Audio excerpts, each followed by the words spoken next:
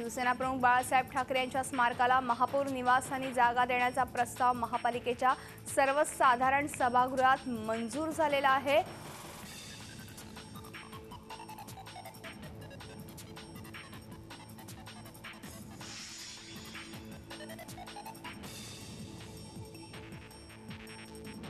एक महत्त्वाची बातमी, राज्याचा अर्थसंकल्प 18 मार्चला सादर होणार आहे आणि यंदा 6 मार्च पासून अर्थसंकल्पीय अधिवेशनाला सुरुवात होते। सर्वात महत्त्वाचं म्हणजे या अधिवेशनात बैलगाडा शर्यत पुन्हा सुरू करण्याच्या संदर्भातलं विधेयक मांडलं जाण्याची शक्यता आहे। मुख्यमंत्र्यांनी कामकाज सल्लागार समितीमध्ये विधी व न्याय विभागाला या विधेयकासंदर्भात निर्देश दिलेत।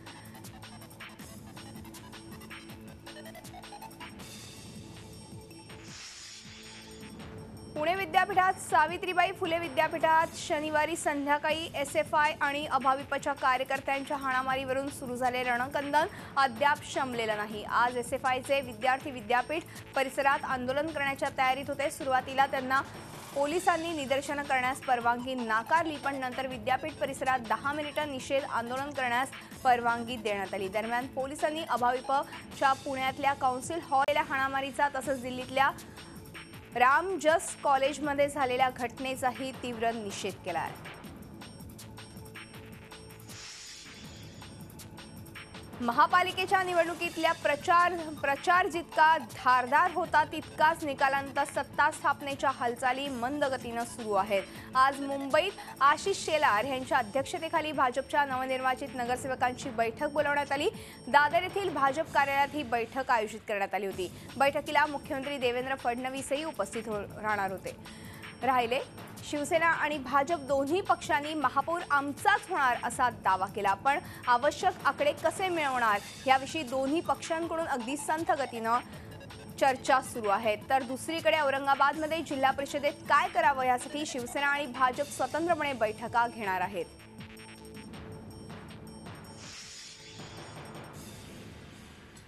मुंबई महानगरपालिकेत महापौर कुणाचा बसणार, शिवसेनेचा की भाजपचा, यावर दोन्ही पक्षांकडून दावे प्रतिदावे केले जात आहेत। दरम्यान शिवसेना आणि भाजपनं या दोन्ही पक्षांशी आणि इतर पक्षांशी अभद्र युती न करता तात्काळ निर्णय घेऊन मोकळं झालं पाहिजे। भाजप आणि शिवसेना सत्तेचा फॉर्म्युला ठरवला पाहिजे, अन्यथा निवडणुकीनंतरची कटुता संपण्याऐवजी वाढत जाईल, असं मत महसूल मंत्री चंद्रकांत पाटील यांनी मुंबईत व्यक्त केलं आहे। शेवटी असं आहे की यावेळेला मुंबईच्या जनतेने इतका हेवी कौल दोघांना दिलेला आहे की ज्यामुळे फार जोडतोडला स्कोपच नाही आहे। आणि त्यामुळे अशा तऱ्हेची काहीतरी जोडतोड करून दोघांनी, शिवसेनेने आणि BJPने जोडतोड करून अभद्र युती करणं हे सामान्य माणसाला आवडणार नाही। आणि त्यामुळे दोघांनी, मी एकट्या शिवसेनेला म्हणत नाही, BJPने सुद्धा आणि शिवसेनेने सुद्धा एकत्र येण्याला काही पर्याय नाही। आणि हे एकत्र येणं हे जेवढं लांबेल तेवढी निवडणुकीपूर्वीची कटुता संपण्याच्या ऐवजी वाढत जाईल। आणि त्यामुळे झटकन निर्णय करून टाकायला पाहिजे। महापालिका निवडणुकांनंतर शिवसेना भाजपमधला संघर्ष टोकाला गेलेला असताना विरोधकही या परिस्थितीचा पुरेपूर लाभ उठवण्याचा प्रयत्न करतायत। शिवसेना सत्तेतून बाहेर पडणार नसल्याच्या पवारांच्या वक्तव्याला काँग्रेस नेते नारायण राणेंनी दुजोरा दिलाय। भाजपनं हकलल्याशिवाय शिवसेना सत्तेतून बाहेर पडणार नसल्याची बोचरी टीका नारायण राणे यांनी शिवसेनेवर केली आहे। मात्र फडणवीस सरकार विरोधात अविश्वास ठराव आणण्यासाठी पुरेसं संख्याबळ लागतं, मात्र शिवसेनेच्या मदतीशिवाय ते शक्य नसल्याचंही राणेंनी बोलून दाखवलंय। खरं अविश्वास ठराव आणायला पुरेशी तेवढी संख्या लागते। शिवसेना आमच्या बरोबर आली तर शक्य आहे, आणि शिवसेना येणार असेल त्याने आधी विड्रॉ करावं, मग अविश्वास आणण्याचा काय प्रश्नच येत नाही। वाटतं तसं होईल, पण मी एकमेव पहिल्यापासून सांगत आलेलो आहे, आजही सांगतो, शिवसेना धक्का मारून बाहेर काढल्याशिवाय सत्ता सोडणार नाही। सत्ता सोडतील असं मला वाटत नाही। पण सत्ता किती आता म्हणतात, आता काय ते उद्धव ठाकरेंनी सांगितलं होतं की आम्ही असं असं करू म्हणून, अजून तर काय त्या पद्धतीने पावलं टाकलेली दिसत नाही। सोडलं तर ठीक आहे, सोडलं तर मग पुन्हा एकदा निवडणुकीला सामोरं जावं लागेल, दुसरं काय करणार। दुसरं कोण सरकार बनवू शकत, आम्ही तर बनवू शकत नाही की आमचे 40 आणि काँग्रेसचे 41 किंवा त्यांचे 42 आणि आमचे 41 आम्ही काही सरकार म्हणू शकत नाही, आम्ही काही या लोकांचा पाठिंबा देऊ शकत नाही, आम्ही या लोकांनाही पाठिंबा देऊ शकत नाही. युती आणि आघाड्याच्या माध्यमातून वेगवेगळ्या पक्षांच्या राजकीय चुंबनाचा नांदेडमध्ये आयोजित करण्यात आलेला राष्ट्रवादी काँग्रेसचे अध्यक्ष शरद पवारांचा सन्मान सोहळा चुंबनामुळे अधिकच गाजला. भर रंगमंचावर माजी खासदार केशवराव धोंडगे पाटील यांनी पवारांचा सत्कार केल्यानंतर थेट त्यांच्या गालाचं चुंबनच घेतलं. त्यामुळे या चुंबनाचे साक्षीदार झालेल्या सर्वच उपस्थितांमध्ये हशा पिकला. धोंडगे पाटील एवढ्यावरच थांबले नाहीत, तर त्यांनी आपल्या भाषणात पवारांना जोरदार चिमटेही काढले. पवार हे विना चिपड्यांचे नारद असून बारामतीचे कळपती असल्याचा टोला त्यांनी हाणला. ह्याला मोठ्या मिश्किल शब्दात पवारांनी आपल्या खास शैलीमध्ये उत्तरही दिलं. बारामती, भानामती, केगामती सगळ्या मतीनं गिळून येणारा असा हा पठ्ठ्या आपल्या या राजकारणामध्ये अजरामर झाला. कलापती आहे, छत्रपती आहे, कळपती सुद्धा आहे. कळपती कळ नारदमध्ये नाही ते. नारदाला काय कळते हो यांच्या कळते का नारदाला? नारद उघड दाढी उघड लागले चिपड्या घेतात. बिना चिपड्याचा कसा नारद आहे? कोणाचं बरं वाईट करावं म्हणून नाही, बेमानी म्हणून नाही. त्यांना सांग विचारतो आता, एवढी आपली दोस्ती आहे, का दोस्ती झाली, कुठं कुठं झाली, काय झाली? विधानसभेत तरी गप्प असतात हे. आणि कलाचा कलपती आणि कळपती सुद्धा. आता इथं आल्यानंतर भाटगिरीच केली पाहिजे, तारीफच केली पाहिजे. अरे शुद्ध बोल रे नाड्या, अरे खरं कुठं बोलाव रे. ही बारामती अशी आहे, माझ्या जावायला फोडलं निगमराव पाटील जुंगारे साहेब, त्यांना फोडलं. मला पत्ता लागला नाही.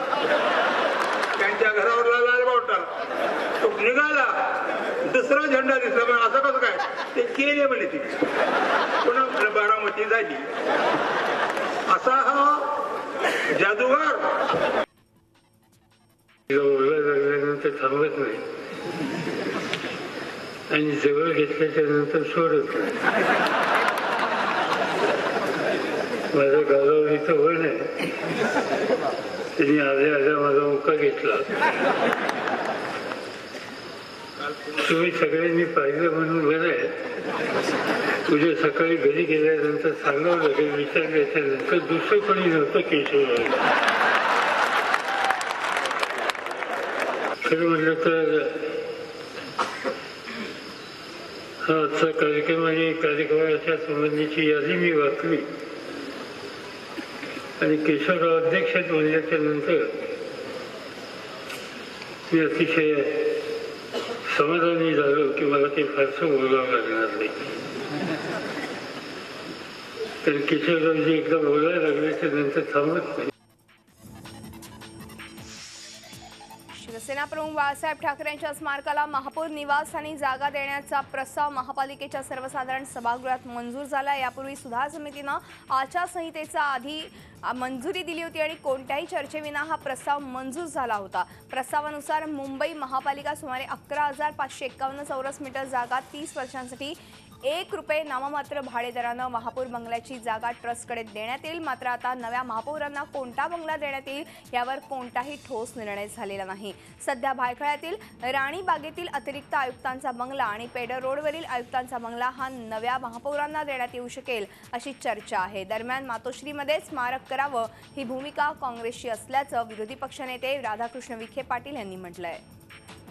हिंदुहृदय सम्राट स्वर्गीय बाळासाहेब ठाकरे यांच्या स्मारकासाठी आपण जवळजवळ 11,551 चौरस मीटर क्षेत्रफळाचा जो भूभाग आहे तो विशिष्ट बाब म्हणून केवळ ₹1 इतका प्रतिवर्ष नाममात्र भूई भाड्याने आपल्याला 30 वर्षाच्या कालावधीकरता बृहन्मुंबई महानगरपालिकेने आपल्याला दिलेला आहे आणि तो प्रस्ताव आज बहुमताने आपण संमत केलेला आहे.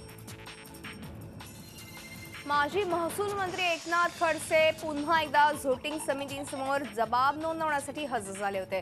पुण्यातल्या भोसरीमधील MIDCच्या जमीन खरेदी व्यवहार प्रकरणी भ्रष्टाचाराचा आरोप झाल्यानं खडसेंना आपलं मंत्रीपद सोडावं लागलं. त्याच घोटाळ्याप्रकरणी खडसेंची चौकशी सुरू आहे. नागपूरच्या ओपन जेलमधून पोलिसांच्या हातावर तुरी देऊन एक कैदी फरार झालाय. शमला शिसवाह असं या आरोपीचं नाव आहे. शमाल हा मूळचा पश्चिम बंगालचा आहे. नागपूरच्या ओपन जेलमध्ये शिक्षा भोगणारा शमाल शिसवाह दुपारपासून गायब झालाय. फरार शमालचा पोलिसांकडून शोध सुरू आहे. 1-1.5 वर्षांपूर्वी नागपूरच्या मध्यवर्ती जेलमधून 5 कैदी पळाले होते. मात्र आता पुन्हा एकदा पोलिसांच्या हातावर तुरी देऊन ओपन जेलमधून कैदी फरार झालाय. त्यामुळे आधीच्या घटनेनंतरही कारागृह प्रशासनाचे डोळे उघडले नसल्याचं समोर आलंय. पुण्यात ईव्हीएम मशीनचा वाद वाढतच चाललाय. आता हा वाद हायकोर्टात जाणार आहे. ईव्हीएम मशीनमधील घोटाळ्याविरोधात सर्वपक्षीय उमेदवार हायकोर्टात दाद मागणार आहेत. सर्वपक्षीय पराभूत उमेदवारांनी बैठक घेतली आणि काँग्रेस, राष्ट्रवादी, मनसे आणि शिवसेना या पक्षांचे उमेदवार या बैठकीला उपस्थित होते. त्यात हा निर्णय घेण्यात आला. तसंच या प्रकाराविरोधात मोर्चा देखील काढण्यात येणार आहे. ईव्हीएम मशीनमधील घोटाळ्याचे पुरावे आहेत. कोर्टात हे पुरावे सादर करणार असल्याचं या उमेदवारांनी यावेळी सांगितलं. या बैठकीला पराभूत उमेदवार आणि त्यांचे कार्यकर्ते मोठ्या संख्येनं उपस्थित होते.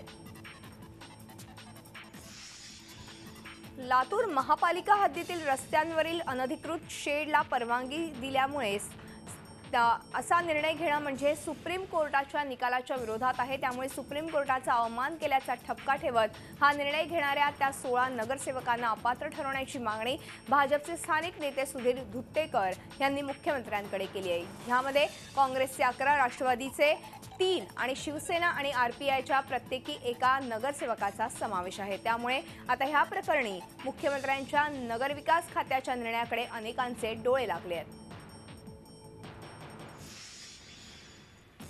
मुंबईकरांच्या आठवड्याची सुरुवातच लोकलच्या खोळंब्यानं झाली. तब्बल 14 तास उलटून गेले तरीही सीएसटी आणि कुर्ला दरम्यानची हार्बर लाईनची वाहतूक ठप्पच आहे. पनवेल ते कुर्लापर्यंतची वाहतूक मंद गतीनं सुरू होती, तीही नंतर ठप्प झाली. एकूणच हार्बर सेवा पूर्णपणे ठप्प झाली आहे. पहाटे 4:10 सुमारास कुर्ला सीएसटीच्या दरम्यान हार्बर लाईनवर मालगाडीचे 3 डबे घसरले होते आणि ते बाजूला करण्याचंच काम युद्ध पातळीवर सध्या सुरू आहे. पण अजूनही ते पूर्ण झालेलं नसल्याचं समजतंय. वाहतूक सुरळीत होण्यास आणखी काही तास लागणार असल्याचंही समजतंय. पनवेल आणि नवी मुंबईकडून मुंबईकडे येणाऱ्या हजारो प्रवाशांचे मात्र हाल होत आहेत. प्रवाशांना त्याच तिकीट किंवा पासवर कुर्ल्याहून सीएसटीला पोहोचण्याची मुभा देण्यात आली आहे. दरम्यान पनवेल ठाणे ट्रान्स हार्बर मार्गावर अतिरिक्त लोकल चालवण्यात येत आहेत.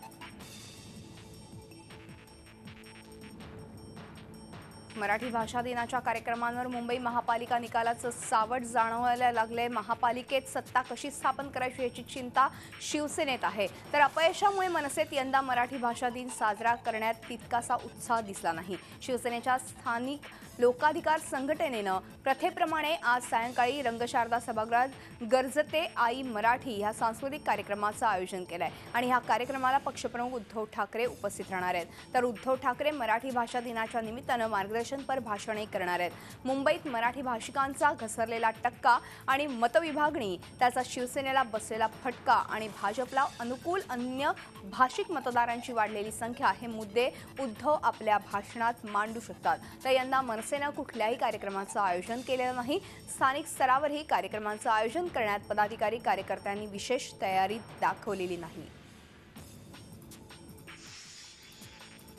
नाशिकमधला मराठी भाषा दिनाचा कुसुमाग्रज प्रतिष्ठानमधला महापालिकेचा कार्यक्रम रद्द झाल्याची बातमी झी24 तासवर झळकल्यानंतर अवघ्या काही तासांमध्येच कुसुमाग्रजांच्या निवासस्थानी रोषणाईचं काम सुरू झालं. दरवर्षी कुसुमाग्रज प्रतिष्ठानमध्ये महापौरांच्या हस्ते प्रतिमा पूजन आणि अभिवादन केलं जातं, पण यंदा हा कार्यक्रम रद्द करण्यात आला. त्यासंदर्भात झी24 तासनं सकाळी 11 वाजता बातमी दाखवली आणि त्यानंतर प्रशासनाला जाग आली आणि रोषणाईच्या कार्यक्रमाला सुरुवातही झाली. मराठी भाषा दिनानिमित्त साहित्य क्षेत्रात कार्यरत असलेल्या उत्कर्षा बिर्जे आणि श्रीनिवास नार्वेकर या दाम्पत्यानं मराठी साहित्यावर आधारित चला वाचूया हा अभिवाचनाचा कार्यक्रम आयोजित केला होता. यामध्ये कुसुमाग्रजांच्या निवडक साहित्यासोबतच इतरही साहित्याचं वाचन करण्यात आलं.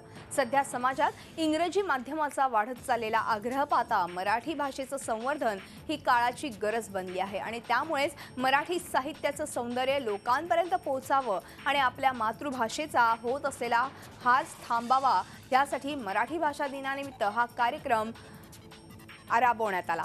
या कार्यक्रमात साहित्य क्षेत्रातील अनेकांनी हजेरी लावली होती, तर मराठी प्रेक्षकही मोठ्या संख्येनं इथे उपस्थित होते. 27 फेब्रुवारी मराठी राजभाषा दिन. सगळीकडेच मराठी भाषा दिनाच्या शुभेच्छा दिल्या जात आहेत. अमिताभ बच्चन यांनीही मराठी राजभाषा दिनाच्या शुभेच्छा दिल्या. मराठी ही विश्वामधली एकमात्र भाषा लिपी आहे. मराठी दिनाच्या सर्वांना शुभेच्छा असं अमिताभ बच्चन यांनी ट्विट केलंय. झी 24 तास रहा एक पाऊल पुढे.